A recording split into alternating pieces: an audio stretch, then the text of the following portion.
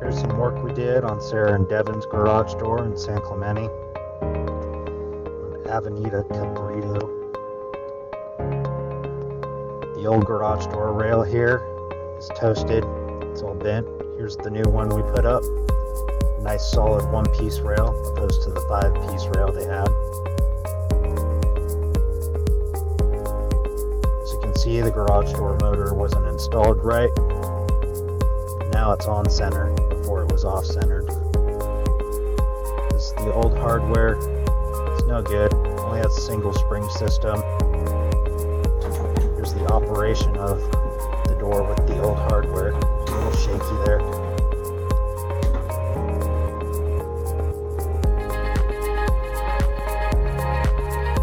Here's the operation with the new hardware.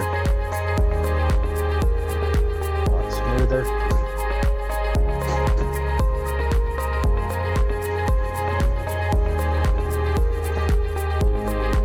Last you a long time. Thanks for the work, guys.